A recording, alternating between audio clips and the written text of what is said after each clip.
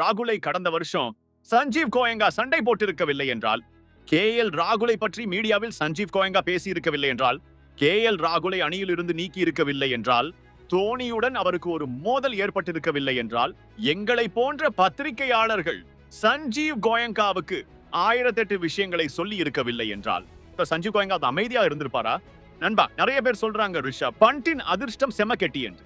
27 கோடிக்கு விற்ற பிறகும் பெர்ஃபார்மன்ஸ் அப்படின்னு வரும்போது சுத்தமா சொதப்பி காமெடி பண்ண பிறகும் கூட அவர் அப்படியே தப்பி இருக்கிறார் அப்படின்னா, மற்றும் கோயங்கா சையா அவர் அவுட் ஆகும் போதும் சிரித்துக் கொண்டே தாங்கிக் கொள்கிறார் என்றால் அவர் அதிர்ஷ்டக்காரர் தான்.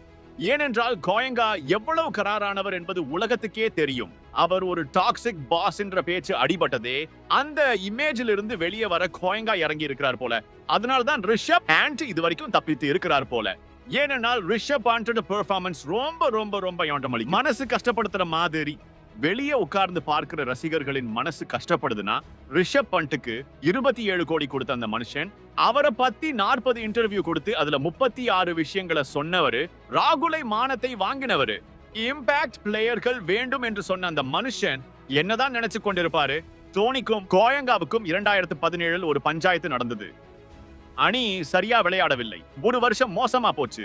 கோயங்கா அவரை நீக்கி விட்டாரு. அப்புறம் அடுத்த வருஷம் ராகுலோட அந்த காண்ட் நடந்தது. அடுத்த முறை 2 விக்கெட் கீப்பர்கள். இந்த 2 சம்பவங்களும் நடந்த போது நாங்கள் இந்த கேள்வியை கேட்டோம். ஐயா, 2 பேர் கூட பிரச்சனை ஆயிடுச்சு, 3வது விக்கெட் கீப்பருடனும் பிரச்சனை ஆகுமா என்று. ஏனென்றால் 27 கோடி என்பது ஆக பெரிய பணம். 27 கோடி, that's huge huge huge rebound.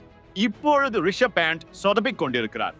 மக்கள் சொல்கிறார்கள் ரிஷப் பேண்ட் எக்ஸ்ட்ரீம்லி லக்கி, ஏனென்றால் கோயங்கா ராகுல் விஷயத்துக்கு பிறகு தனது இமேஜை சரி செய்வதில் இறங்கி இருக்கிறார் என்று.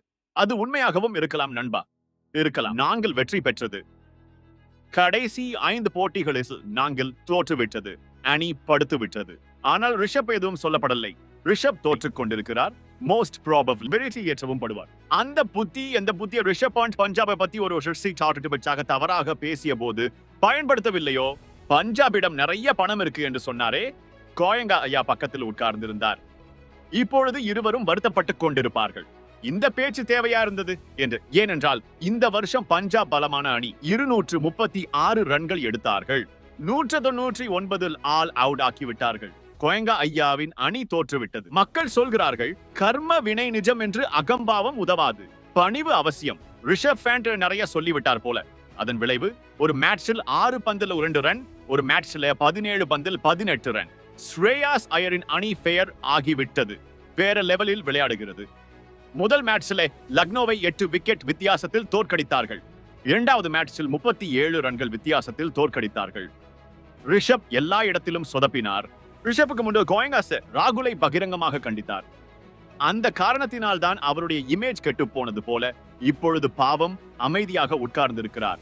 ரொம்ப சுவாரஸ்யமான காட்சி அது. ரிஷப் பாண்ட் அந்த கையை அடித்து பந்தை அடிக்கும் போது, வித்தியாசமான ஷாட் ஆடும் போது, பேட் காற்றுல போகும்போது அவுட் ஆனார். அப்பொழுது கோயங்கா ஐயாவின் முகத்தை பார்க்க வேண்டும். கோபத்தை விழுங்கிவிட்டது போல இருந்தது. விழுங்குவதும் நியாயம்தான். ஏனென்றால் சிஎஸ்கே மேட்சை தவிர்த்து விட்டால் இந்த சீசனில் ரிஷப் காலி 9 மேட்சுகளில் 65 ரன் 7 ஆவரேஜ். மீம்கள் வர தொடங்கின. உங்களுக்கு கோயங்கா ஐயாவுக்கு வருத்தமாக இருக்கிறதா என்று அப்படியே கேட்க ஆரம்பித்தார்கள். முதல் முறையாக இப்படி நடக்கும் போல மக்கள் மீம் போட்டிருக்கிறார்கள். கோயங்கா ஐயா $1 பில்லியன் கம்பெனி கட்டி இருக்கிறாரு, ஆனால் இவ்வளவு பெரிய ஸ்கேம் அவருக்கு நடக்கவில்லை, நேருக்கு நேர் ஸ்கேம் ஆகிவிட்டது. ஆனால் ரிஷப்பின் தவறும் இருக்கிறது நண்பா.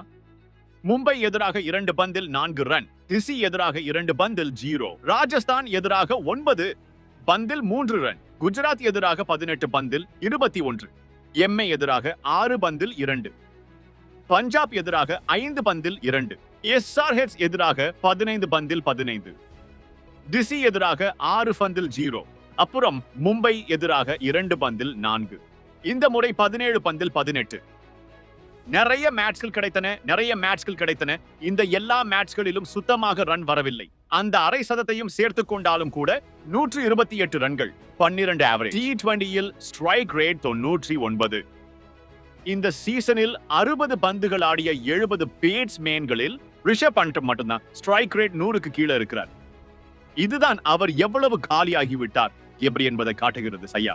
இருந்தும் கோயங்கா சையா சிரித்துக் கொண்டிருக்கிறார் இமேஜை காப்பாற்ற. அதனால்தான் மக்கள் சொல்கிறார்கள், நண்பா ஒரு கான்ட்வான் நடந்திருக்க வேண்டியதுதான் அப்படின்னு. ஸ்ரேயாஸ் ஐயர் டெல்லியில இருந்து வெளியேறினார்.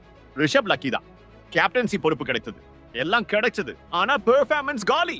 ஆனா காலி வேற யாராவது ஆகி இருந்தால் கோயங்கா சையா காலி செய்து விட்டிருப்பார். இத பத்தி நீங்க என்ன சொல்றீங்க? கமெண்டில் சொல்லிட்டு போங்க. நன்றி, வணக்கம்.